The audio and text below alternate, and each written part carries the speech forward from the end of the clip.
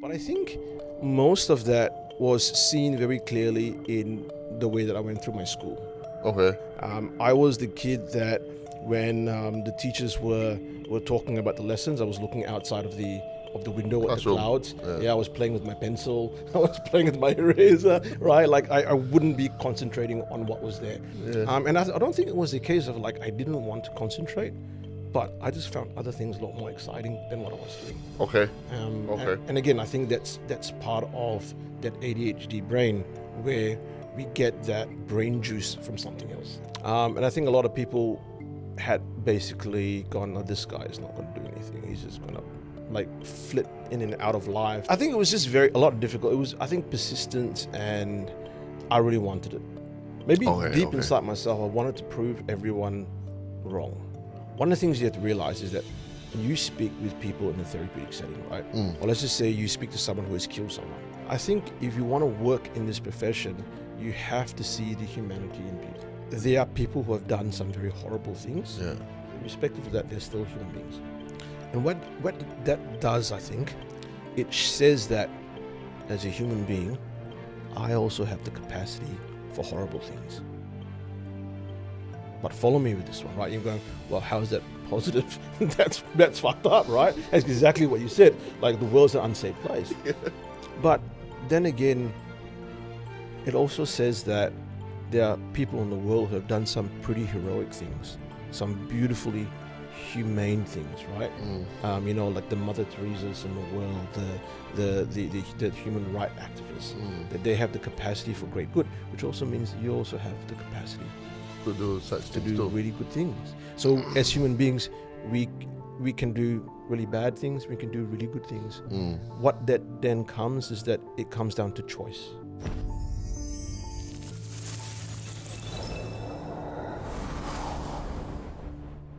Welcome to another episode here on Feel Good. I'm your host, I'm Kim.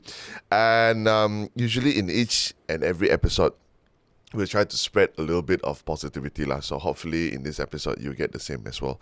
So again, if you have watched us throughout all the episodes before this and you liked our content, remember to subscribe and push on the notification button. And if you don't like us after that, you can always unsubscribe. So today in the studio with us, we have somebody actually not from Sarawak. Yeah, not from Sarawak lah. Probably ancestor, a bit of it, a quarter of it is from part of Sarawak. But she, but he grew up, no, you were born in Singapore. I was originally born in Singapore. But Reese grew up in Perth. In Perth. Western Australia, yeah. And now settled there lah, family there. So, okay, introduction I let you do lah, huh? Do a bit of introduction of yourself. What do you want to know? Tell the audience what they want to know lah. So, as Kim's mentioned, I'm originally from Singapore. So I was born there, and I think I left Singapore when I was about 14 to go to Perth. Okay. And I stayed there permanently now. So yeah, I'm a citizen there. Married with one child. Okay. And just decided to, kind of like go for a holiday, and that's why I'm here in Sarawak today, just for a bit of a working holiday, and also spending time with friends. He's the first guest that didn't lead with a name. Hi, my name is. Oh yeah, my name. Did you introduce me? You didn't introduce me. I didn't. My name is Joe. Everyone, my name is Joe. Hello. Okay. Full name is Joseph lah. Joseph. Joseph. Only my mother calls me Joseph when I'm in trouble, or my wife. So it's just Joe. Joe De Cotta. Okay. It's Joe De Cotta lah. Okay, welcome Joe. Thanks for having me. The studio. Okay. So I met Joe when we were working on content online lah. Yeah, that's right. That is when I first met him online, and that is what. 3-4 years. Is it? Maybe it was after the pandemic. After the pandemic. pandemic. Oh no, it was during the pandemic. No, it was during the pandemic. Yeah, it would have been 2021. Yeah, so it's 3 years. About 3 years. 3 years. So then after that, we never met face to face until when we traveled to Bali last year. Correct, last year. Then after that, a beautiful friendship blossomed. when we saw each other has the same bunga tenong tattoo. That's right. Then we know, okay, this is gonna hit different. Okay, so then after that is when we became closer as a friend, apart from partner working on the content lah. Yep. Then this year he decided to come over to have a working vacation, like he said. Yeah. And I like, okay, let's put him on the recording as well, so that Put I him on can. the seat. Yeah. I mean, this is not my first time in Sarawak. The first time I came Yeah. here, which was last year, Yeah. I got really sick. So I got introduced to the Sarawak hotel and the Sarawak hospital. So there's the only two places I've been in Sarawak. So it's good to come here and finally get to see the place, eat the food, meet the people. Okay. So today I also want to talk to you about what you experienced during childhood, certain condition that we want to talk about. Yep. And also, Joe, by profession, is a psychologist. That's right. Psychologist. And currently he is working in the prison department. Yep. Yeah, In the prison system department in WA. in Perth. Yep. So we're going to talk about that a little bit as well. But we warm up question. We warm it up first, bro. With a foreplay. But the thing is, I didn't think about anything. Okay, but if let's say you could turn back time, Oh, okay. and change one event, it can be your event. Like, you can I want to go back in time, but I want to do this differently. Let's go with just your event, lah, huh? Just me. Yeah. I don't wanna ask another one whereby people go and I wanna kill Hitler when I saw no, okay? Because everything else will change after that, Yeah, that's right? correct. That's correct. So let's say if you could turn back time, what would you change? I've always heard people been asked this question about, if you could, and I've never considered it myself. I mean, you never been asked. I've never been asked this question before. Okay. I've heard it been asked. Now I ask. Look, see, when I grew up, I was a very active child, Okay. right? And I think people would call me a very naughty child. Okay. But I think that at that point in time in the society and in the the type of culture that I grew up in, I don't think they knew much about ADHD. Now, with ADHD, I've never been formally diagnosed, but as someone who works a lot with people with the condition, and even my daughter also has ADHD. I fit a lot of the criteria for it. Okay. So, if you were to ask me, what would I change something? It would probably be, even though this is not my event, what I would love to change was how the schools and the education system perhaps treated people like myself. Oh. If that makes sense. Okay. It wouldn't be something that I would change about myself or about what I've done, because I think that who I am today is basically the result of all my life decisions, the mistakes and the positive things that I've done, right? Yeah. So I wouldn't want to change that per se, but I would love to change the way that I was maybe treated by the system. You know what I mean? Yeah. Okay. But do you think school system today has that taken care of? Do they take care of I think kids? it's improved. It has improved. I think it's improved. I can't speak for Singapore because even though I was there till I was 14, I think I did secondary 2 or 3 in Singapore.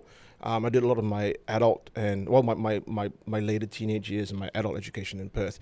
And look, I think different countries have different ways of working and dealing with people with who are neurodivergent, who are perhaps with conditions like ADHD, ADD, dyslexia, a lot of the attentional kind of disorders. But I think it's improved. To be honest with you, I think it's vastly improved. I think that the more that people are speaking about mental health, speaking about how people can be very different, I think things have changed quite a bit. And if I'm not wrong, I think things are a lot better in Singapore as well, from where I originally hail from. Okay. I think I cannot speak the same for Sarawak. I felt like. Oh, really? I felt like our. Yes, we do have the awareness of mental health now, as in people are talking about, oh, you should take care of your mental health, and if you have something that you think that is probably something wrong, you should reach out for help, and this is a certain hotline, or there's a certain body, certain association that you can go through to seek help. But I don't think it works in school though. Probably not in school.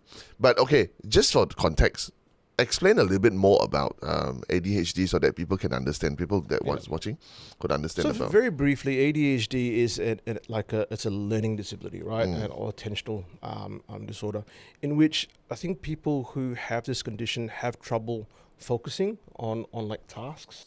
They have trouble maintaining focus for a length of time on a subject that they are assigned to, and for some people, there's a hyperactivity component to it, which means that they can be very hyperactive. Okay. You see the kids that are running around, touching this plant and then running over here and then play, and you see, oh, this kid's just taken too much red cordial or red syrup, right? They need too much sugar. Too much sugar for that. So you have those traits.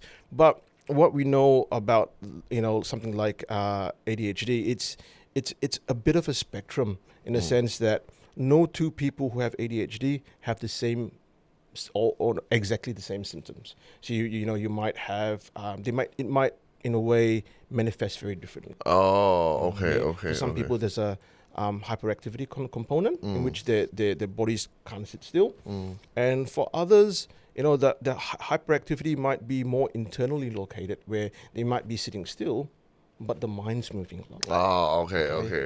In that way, so. Okay. But the thing is, again, when we were younger, we don't know much about this mental health issue, right? And also, we like, oh, probably the kid is just too much sugar, like that, the things that you say. But do you think that parents today, probably in Singapore and Perth, better lah? Now they know about all this. They would know, they wouldn't straight away go, oh, the kid has too much sugar. But as you said before, right, like you talk about syrup, that people have these knee-jerk reactions to mental health, right? Let's have a mental health day. Today, if your friend's not well, go up and say hello to him. Be kind and stuff like that, right? And while I appreciate the idea behind it, I still don't think it's that helpful, because I think inherently it has to be the society that has that change in consciousness, if you know what I mean. You can, so for example, you might have all these initiatives, but if the society doesn't see the value of mental health, doesn't see the value of perhaps people working actively to improve their mental health, to improve inclusivity for people who are neurodivergent, then I don't think you're going to have a lot of traction. Oh, so you just think that it's actually everybody have to move as one to make that change. In general. In general.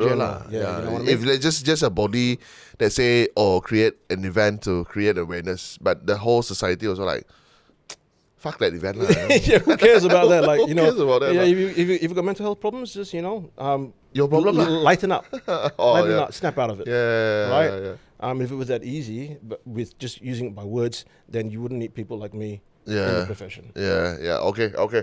So, but the thing is, I also felt that after we know about this certain condition, but don't you feel like, okay, probably I've heard this in other form of it, but I felt like everybody has a fucked up point in their mind.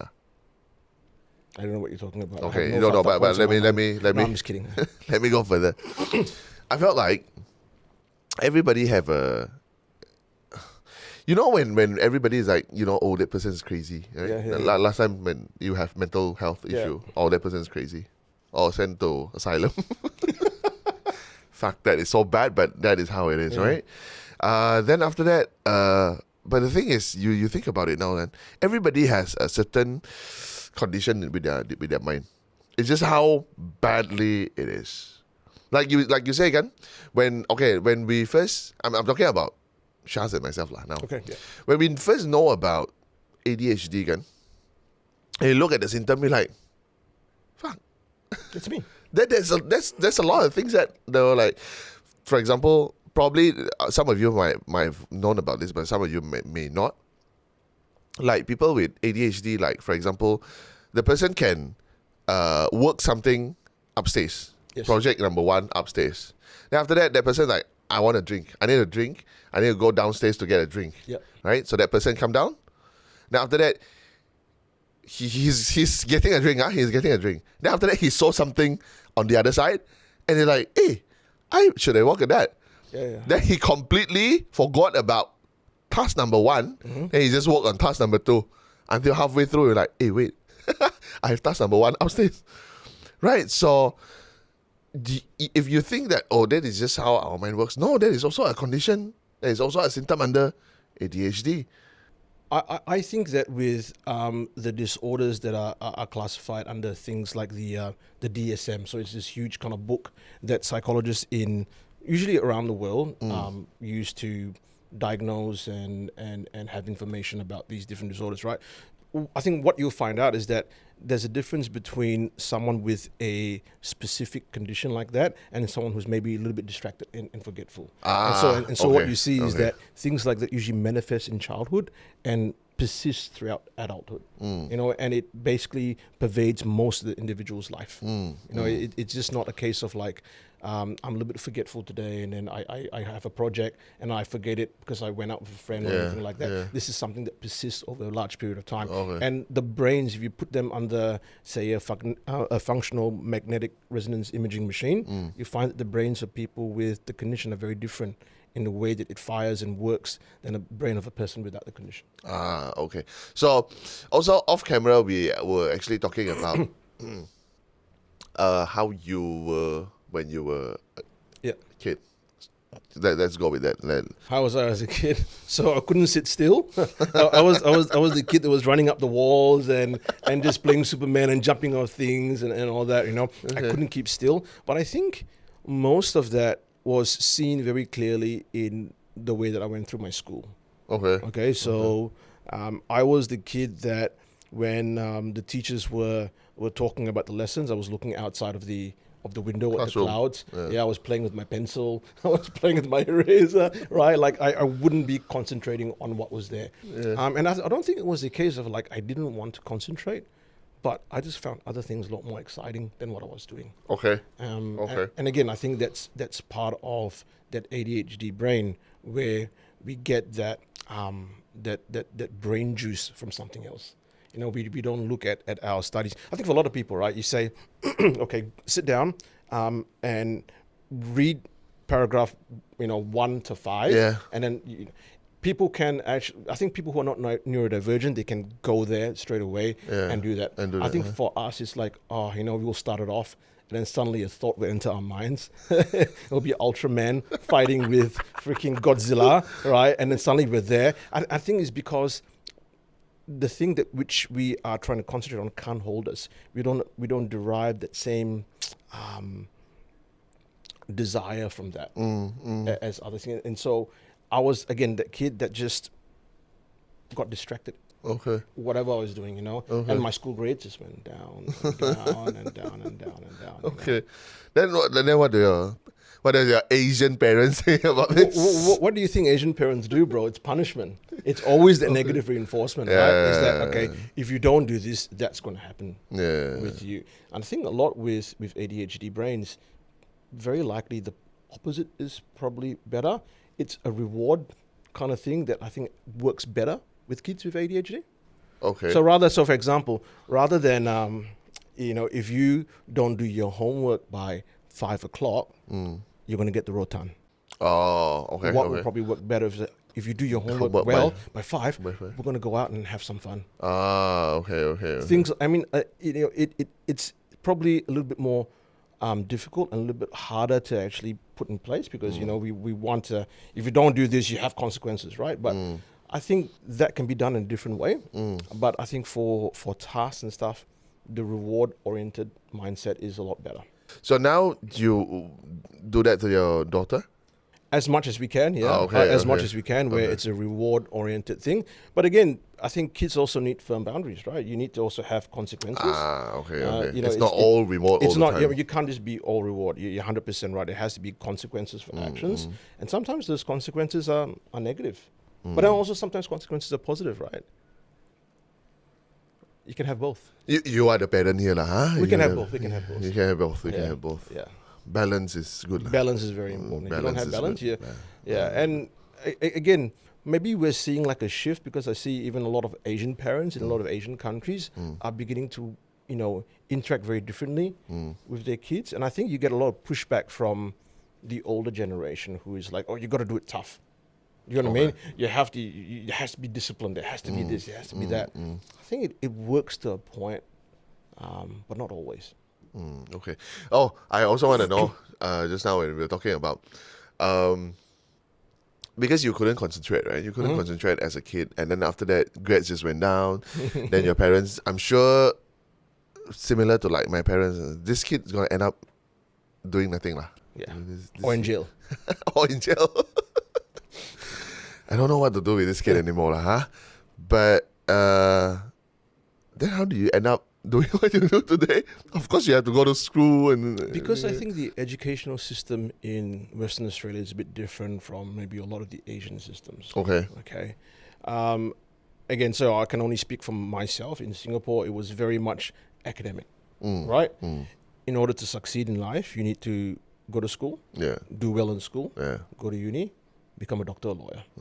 Am I right? Like that's the pathway that people usually take in Asia. Yeah. Correct. And I know I'm generalizing here.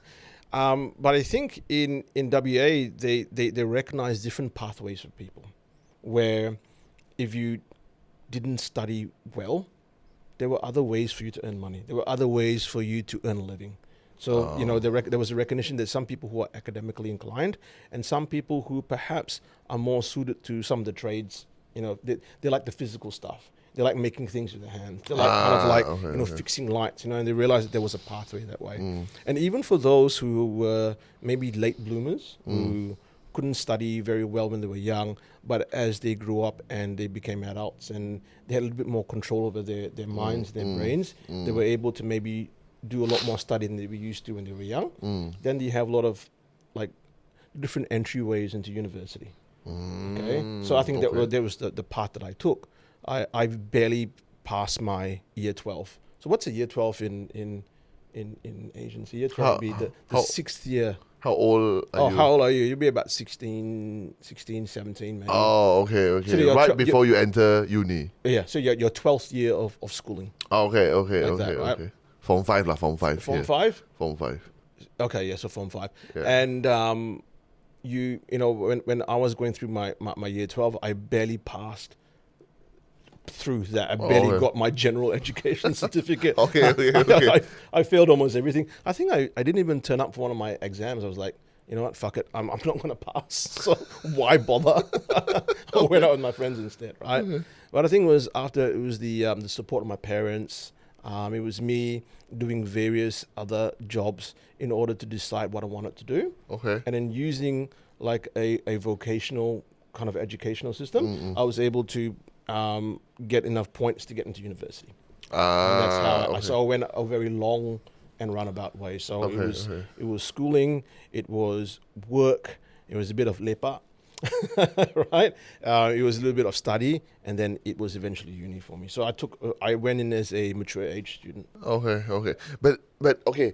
Then in uni you still have to books and it was very hard. Lectures and whatnot. How do you go through that? I can't tell all the secrets of how I passed my university. I promise I'm qualified. No, I think it was just a lot difficult. It was, I think, persistence, and I really wanted it. Maybe deep inside myself, I wanted to prove everyone wrong. Even though my parents believed in me, right? My parents believed in me. I think that they were looking at the practicalities of my life. And they were going, you got to keep your body strong because you don't look like you are suited for study. You're not the studious type, right? So you got to keep your body. So, and I think a lot of people had basically gone, "Oh, this guy is not going to do anything. He's just going to like flit in and out of life." And maybe because I worked in many jobs. I worked as let's kitchen talk hand. about that. I worked as kitchen hand in KFC. Yeah. So I liked my chicken then. I was a sandwich artiste. Work in Subway lah. Yeah. No. I was a sandwich artiste. Bro. Sandwich artiste. Yeah. I had a flair in the way that I cut my bread and the way that I made my sandwiches. I was very good at that. I was a security guard. What a nice way to. Yeah, I know. I was a security guard. Oh, why don't you say this time a peace officer? You take care of peace. I like that. I was a peacekeeping officer. Peacekeeping officer. Yeah. Security guard. Security guard. Asset management. I was in asset management. From then on, I think I was as a youth worker working with people at risk youth, which I had to do some study for. Okay. I did study for my security license as well, and then I worked in disabilities with kids with severe physical and mental disabilities, and then. It's a funny thing, right? My father used to tell me, "Joe, there's two things. If you don't study, if you don't do your work, you're going to end up either in jail or flipping pratas." He really said that? Fuck it, man. I ended up in both. Right, in a different way. So I worked in a little kind of Indian restaurant in Perth, making pratas, serving biryanis. So my dad was right. Thanks, Dad. And then after that, eventually, after I finished my uni in psychology, I ended up working for the Department of, then it was the Department of Justice, as a parole officer, and then worked in the same department as a programs officer delivering like psychotherapeutic and criminogenic programs for people who did all kinds of naughty things. And then eventually landing my role now as a prison counselor. And so I did end up in jail. But in a different way. At least you are, it's a good way lah. Huh? I get to go home. You get to go home. Every day. I get to go home every day. You get to go home. Okay.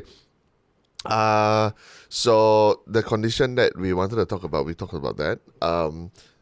It's really, so I think what we can take away from that, it's parents, if you're watching this and your kids is somehow slightly different from his or her classmate, you just need to support lah. Believe in your kid lah. Somehow it will turn out fine. And I think support and allowing your child to believe that, not in a very in the way of like, oh, you can do anything, right? I think we have to also be realistic. We have our tendencies. We have certain things that we're good at. You can't say, oh, you can be anything. Oh, today I want to be a man who flies into the moon with his ring. You can't do that, right? So there has to be realistic. There has to be some realism there.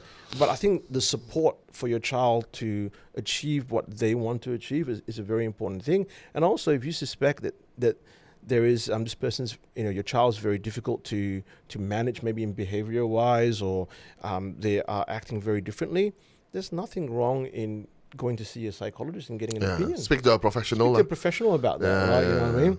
You don't have to be crazy in order to go and see a psychologist, and even myself, I really dislike that term because it stigmatizes mental health, which means, when we have like a backache, or we have a headache, or something happens to our leg, we'll go and see a doctor, right? We have no qualms doing it. We don't feel weak when we go and see a doctor. Why not for our minds? When our minds are not healthy, when things aren't working well there, why not? I mean, there have been points in my life when I've gone, my mental health has been poor. I've been very poor in my life. And then it's important to take the necessary steps to kind of deal with that. Just like you go to a doctor, you've got to go and see someone. Get things fixed lah. Exactly. I mean like again, we have said it. I think we have said it a couple of times, even on the show. If you're sick, even like minor stuff, like you say backache or headache, you should go and see a doctor. Your neighbor won't go, that guy is dying already. Right? Then after that, even you're like, something wrong with your car, small matter, you go get mechanic fix it, right? So the same thing lah. If you feel like something is wrong with your head, with your thoughts, things that you're like, nobody gonna wake up like, I'm gonna kill myself today, and something is wrong. Go get it fixed. Seek a professional. And then if somehow you have your neighbor go, that guy crazy already, fuck them lah. Yeah. What's their opinion? Yeah. Why does it matter so much? Yeah. You matter. Yeah. No, Yeah. not other people's opinion. You matter. So no shame in that. If let's say you guys want to go to seek help from the professional, even to fix your mental issue. So okay, from there we talked about, like you say just now, you are now currently working in the prison system as a counsel. Yeah. So I wanted to know. Now I gotta thread my way around because he's working, and we're gonna put this on the public. So there are certain stuff that Joe cannot say lah, confidential because of work. Okay, so I only know that he dealt with a lot of heavy criminals, people who have committed terrible crimes. Yep. By terrible crimes, you should know what is happening lah. So one thing I wanted to know is, when you go and handle these people, obviously you get a certain negative stuff. Yep. And then we are talking about, daily. Of course, because you also do office work, right? Admin stuff. Right. Yep. So office stress, probably colleague stress. Then you're gonna face all these criminals. How do you get off? How do you offload your stress after? I mean, what do you do? You go to Bali and Sarawak for a holiday. So every year you have to go out somewhere lah. No, I think what that speaks to is the importance of self-care. Okay. So I think anyone in the caring professions has to be very careful about what we call vicarious trauma. So it's the trauma that we get vicariously from working with other people. So in a way, is like, the trauma that you get from listening to people's stories, people's negative stories, the negativity that you're talking about, and how that affects you. We kind of, in a way, call that vicarious trauma, right? Like trauma by proxy. In that sense. So you have to be very aware of that, because no matter what, any interaction that you have with people has the capacity to affect you. Yeah. I wouldn't even say capacity. Everything affects you in a way. Yeah. It changes the way that you think about people. It changes the way that you think about the world, about how safe the world is, about how unsafe the world is. So you have to find ways to look after yourself. Okay. Self-care is going to be a very important aspect of anyone who wants to be a counselor, who wants to be a psychologist. They have to find ways to make sure that their life is enriched, ways that they can de-stress after work, and be aware that it can affect you. Yeah. I think that awareness is very important. How do you do that for yourself? You're talking about the self-care part? Self-care part, yeah. I think anyone who works in prison probably develops very dark humor. So our humor is not the normal brand of humor. Our humor probably can't be said in like a typical office environment. It just can't. So we've got a very dark sense of humor. But your office can work like, because everybody is there. Everyone's in the same. Everyone's in the same boat. So our humor is very dark, right? And again, I think the team that you're with is also very important. If you have a team that is very toxic and very toxic, then I don't think it's going to be a very good environment for you to work in. I think that's for any job, right? Any job environment. Yeah, if you have good and supportive colleagues, then I think you can weather quite a bit in terms of work. But then it's also about what you do after work.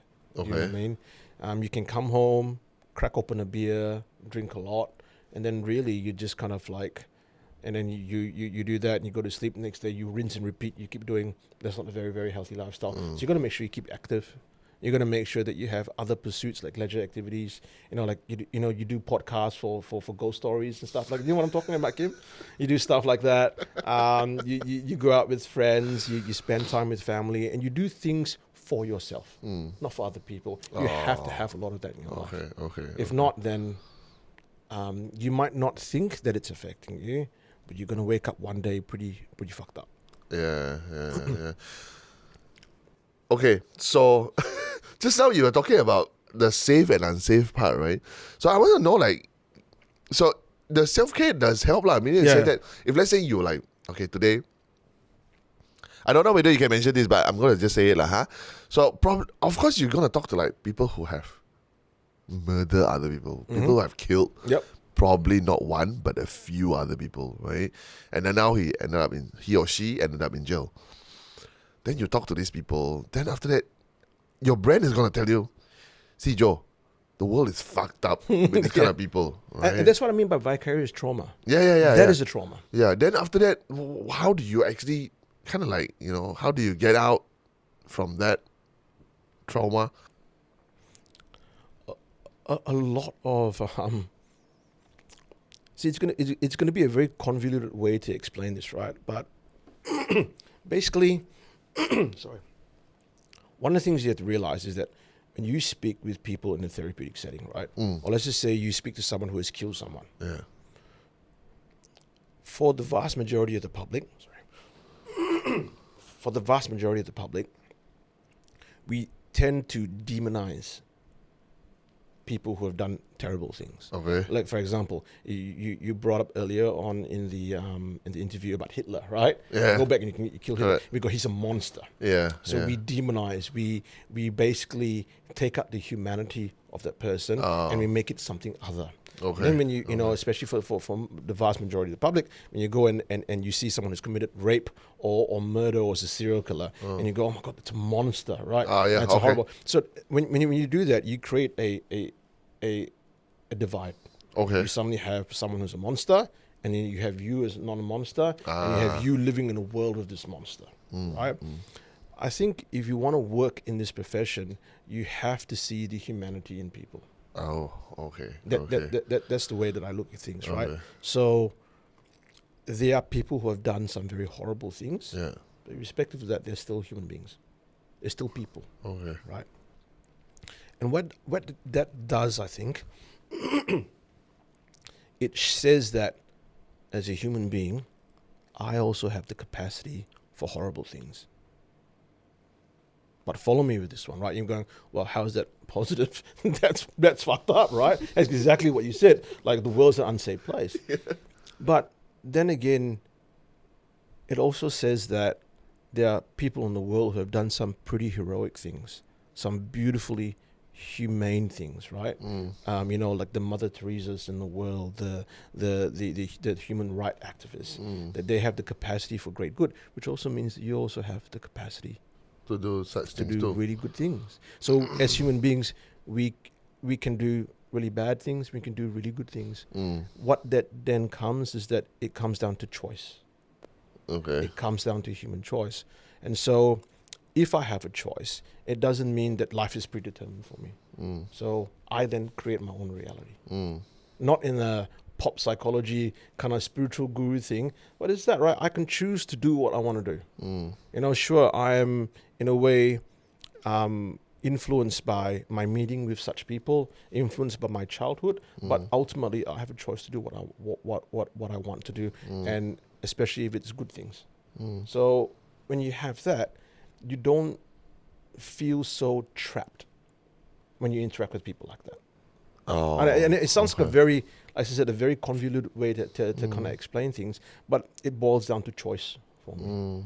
So you know what I mean? Which means that if I go and talk to a murderer, if I go and talk to a rapist, and again that's labeling someone, and then I go out and go, and I go to a pub one day and I meet new people, and suddenly I'm very like suspicious. What if he's like a murderer? What if he's like a bad person? I shouldn't trust him. Yeah. All right.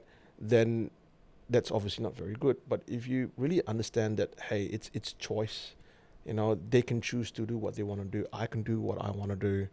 Then, in a way, I think it makes it easier. It's not so predetermined for me. I know it's a really weird way to explain it, but I think it still boils down to choice. Okay.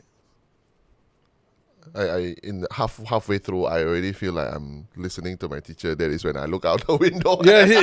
I know it's difficult. It's a difficult thing because it's not something I can do. When you're working in like a caring profession, right? There's not a way where you can just come home. Okay, if I do A, B, C, I can switch off. Yeah. You have to work at it. So may I say that whatever you just mentioned earlier on is it's something that you actually put in your head, and like you know. You have to keep on telling yourself that the world is like this. Just choices, people. It's just that people who end up here talking to me probably did some very terrible crimes. Exactly. It's because of the choices that they made. Yeah, and they're human too. They made some horrible mistakes, but also there's capacity for redemption there. And then you talked about balance before. That's about balance. Okay. So, also at the same time, you also have to keep them as the same level as you are. Because essentially they are, aren't they? Yeah. Yeah. But like you said earlier on, at the moment when we look at murderers or rapists, then we straight away say, "Oh, these monsters." Yes. Yeah. Monsters. Meaning to say that they are, like you said, like they are different than us. You straight away look at them like Yes. that. You know that is when you felt like, oh, the world has these people and the world there's us. So See, you have been paying attention. See, of That's course, brilliant. That's brilliant. of course. Or else, why would we start a podcast? Exactly. That is also a threat too. Also, if you want to listen to other things apart from this podcast, we also have another one where, Exactly. where we tell ghost stories. Exactly. It's the same face that you see. Yep. And it's not so serious. It's not so serious. Yeah. Okay. I think like I said, because I've never been in your shoes talking to people like this. I want to know, have you ever been like in jail for not whatever you're doing now? Something that you cannot say. You mean, have I ever been on the other side of the jail? Have you ever been Thank God I haven't. on the other side? Because I don't think I'll survive. Yeah? I don't think I'll survive. Okay, I like my creature comforts. Okay. As you, if you can see us on camera, we don't actually look like those nice people. No, we don't. We look like those who end up on the other side. We look like those who are going to rob you at night, but we are just the complete opposite, right? We have too many tattoos in our body. Bro, I tell you, if I had a hood, funny story, right? I was in Perth. I was wearing a black shirt, and obviously I have tattoos, and I had this kind of like these like serious sunglasses on, right? Like black. And I was walking to go for my lunch, and I stopped and I was listening to like Music. vampire fiction on my headphones, right?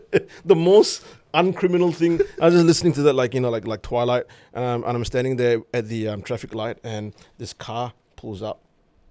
And there was an old couple sitting inside there, right? And then the old man looked at me. He went like this. He pressed the door. He pressed the lock, and he's like, sat straight on. Like, if only he realized that I wasn't about to rob him, but I was just worrying about what the vampire in my latest audiobook was going to do to his love interest. Like, that is just so bad. Okay, what I want to say from this is actually, we are the person who people will lock their door when we see us pass by their car. Yeah. Our face also look like when mother wanna warn their children, if you are naughty, the uncle will catch you. Right? Yeah. You have heard that, right? Yeah, I've heard that. So Yeah. I've heard, Uncle angry. I look at uncle. Better be a good boy. I'm buying like Coco Crunch. Then after that, the kid then mother say, you naughty? Uncle catch you? Okay, yeah. I'm like, Uncle, yeah, go get Coco Crunch. I want to catch you for what? That is what I want to say in my head. But of course, to help the mother. Get a bit angry. So, but yeah, I've never been on the other side of the jail as well. Yeah.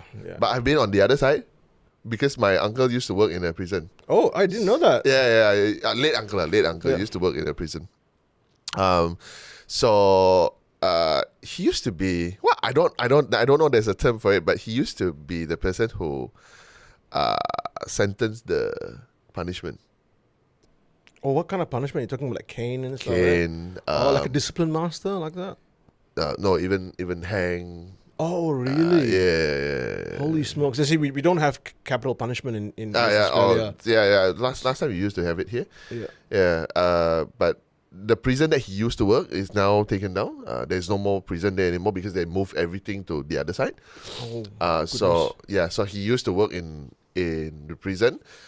Big guy, very big guy, very scary guy, but because I know him as an uncle, so he's a very soft-spoken guy, actually, a very gentle giant. So there's one time, I do not know how I end up there as well. He was just because like sometimes during the weekend I would always hang out with him, and I would end up go to his house because the wife is actually my mother's sister. Oh, Not my direct uncle. So the wife is my mother's sister. So we always go to his house, spend the weekend there. And this random day he just asked me, "Do you want to follow me to my work?" I'm like, but then I'm a kid so I'm like, why not Nice uncle, why not? So I went in. I actually just sat at the canteen So that is when I saw. That is also a good thing because I'm like, I don't want to end up here. Yeah. The officers that I saw, I already think that my uncle is a very big guy. My uncle is bigger than you. Just to put that in your head, bigger than you. Then when I entered the canteen, right, his colleagues is way bigger than him. It's way bigger than him. I'm like, oh shit, I don't want to get this guy to cane me. Yeah, exactly. Your mother is a small woman. That's hard enough, right? Or your father. Yeah. You don't want like a person the size of a gorilla to do that. No, thank you. Man. So after that, I was like, oh my god, this. I mean, like when one of the officer, which is his colleague, come and ask me, "Boy, do you want roti canai?" I'm like, maybe. And roti canai sounds very much like rotan, right? Roti. So do you want No, I don't want. No rotan. So I was very scared in that canteen. That is also at the same time when I see, because the canteen is very near to a class. Yeah. For the prisoners. But the thing is, you see, our prison that time probably is not like now whereby we have like proper class with like tables and chairs and like you are actually going to a classroom like that. That class, it's like empty room with a whiteboard in front and it's just floor. Oh, so they sit on the floors. They sit on the floor. Then after that, they're like, you see all these prisoners come in, they have like shirt over their shoulder. They are not wearing shirt. Just the prison uniform, just the pants, walking in, fully tattooed, and that is when I'm like, yeah, also like you I don't think I'm going to survive on the other side. I don't think I can. But it's interesting that you speak about how horrible prisons are on the inside, right? Yeah. And then, like, say you come to WA or maybe you go to some of the Norwegian prisons, right? Yeah. Where inside looks like really nice and clean. Oh, yeah. And people go, fucking criminals, they don't deserve that. Like, they should be on a cold, hard floor. It's like, wow, it's like going on vacation. Yeah, we're on vacation, right? But I think it's important to realize that the way that different countries approach imprisonment is also very different. So I think we come from that system where imprisonment is the punishment, but prison shouldn't be the punishment. Do you know what I mean? Okay, wait. Imprisonment is the punishment, but prison should not. Okay, I want to say, but if imprisonment is the punishment, but prison is not, I get it. But we have seen prison that looks like macam, it's like my hotel room. Yeah. In some of the country. Yeah. I think a lot of those countries base it on rehabilitation. So it's that idea that I think if you treat people like animals, what are you going to get? You're going to get animals. Yeah. But if you treat people who have those qualities in a way that's respectful, and I'm not saying this because this is going to work for everyone, right? Yeah. So again, like we're generalizing, but if you generally treat people well, you focus on maybe improving behavior, improving educational outcomes, you improve vocational outcomes, you teach people ways of managing their own selves, then I think you're going to get a better class of citizen, don't you think? So I think this is the importance, right? There is imprisonment, which is the punishment, which is your freedom gets taken away from you, and certain other freedoms get taken away from you. But why does prison need to be a completely harsh and a punishment-filled environment? Why? I think I see this. A prison should bring the human out of that person instead of prison should not bring the monster out. Yeah. Right. Yeah. Then that's why. If, let's say, like you say, if the prison focuses on rehab, that is when you bring the human out of that person. Exactly. Then probably that person can do the world better. Yeah. Right. They can do good to the world. Yep. But if, let's say, you put them in a prison that, we have seen like the world's toughest prison, whereby you have like people stuck like a tuna can inside a prison cell. Of course, the monster gonna come out, right? Yeah. Because they're already in a very harsh situation. I mean, if you take someone like yourself, myself, who've never been incarcerated in prison, right? You take us and you put us in a maybe a room less than half the size of the studio, right? You give us bread and water every single day, right? And then you tell us how horrible we are, right? Everything that we do, you whip us, right? Like, oh, you're a piece of shit, like you deserve this punishment. People who are relatively well adjusted like you and me, when we come out, how do you think we're going to be? Fucked up. We're going to be fucked up, right? What more? 100%. People who already have some of these proclivities, people who already have difficult, who don't know how to cope, people who use drugs, right? And you put that onto them again. How do you think they're going to come? Going to come out a better criminal? And why would you want that? So I think there has to be a balance between punishment and rehabilitation. But I think what the public wants to see is just punishment. Unfortunately. I think I'm really glad that I talked to you today about this, because again, like we say again, I guess this is the vast majority, like the bigger part of our society. It's, this person has committed a very terrible crime. Why should we give them a very nice place to stay? Why should we give them a very nice food to eat? They should be treated like monster because they are one. But now when you talk to me about it, it's a whole different perception. Because if the more you force a monster out of that person, the bigger monster will come out. Because they already, probably whatever choices they make in their life that ended up like this, how they ended up like this, is because of probably trauma. Things that have not been all unicorns and rainbows for them when they were kids. Then now you want to show them the other side, the even darker side. Of course, they're like, I'm used to that. I'm used to that. Who cares? Okay, if you think I'm a monster. Okay, Imagine, like, let's say somebody who just hurt other people, and then been sentenced to jail. Then after that, they've been shown to the darker side. What stopped them from murdering a person when they come out, right? Yep. I mean, like, again, we're not saying that personal choice and decision making doesn't factor into it. We're not saying that, right? Because people obviously make choices in their lives, but upbringing and your early life experiences have a huge impact on your decisions. A lot. When I was working as a youth worker, I remember one kid was I think he was, how old was he at that age? Maybe about 12, I would say. And as young as 8, he was injecting speed into his mother's veins because his mother was too fucked up to do it herself.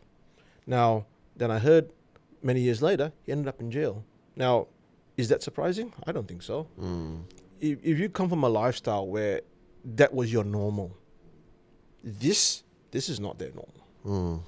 So I think it's part of the rehabilitation is to show people like that there is a different way, that irrespective of what you've done, we understand we don't condone your choices, but if you want, we can help you move forward.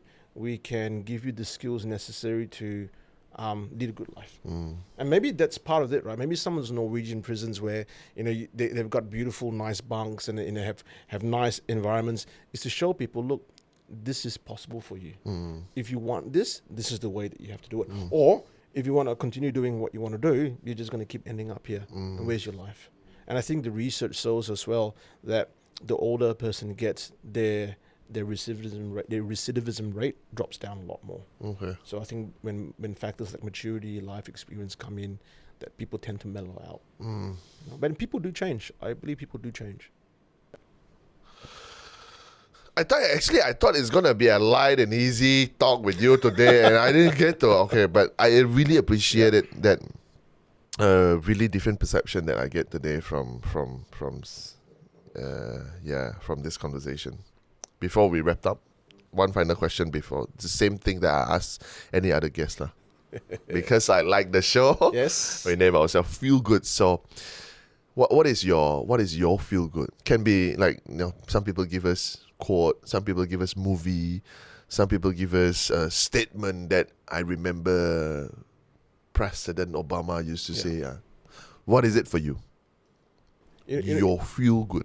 My feel good is that there is always hope.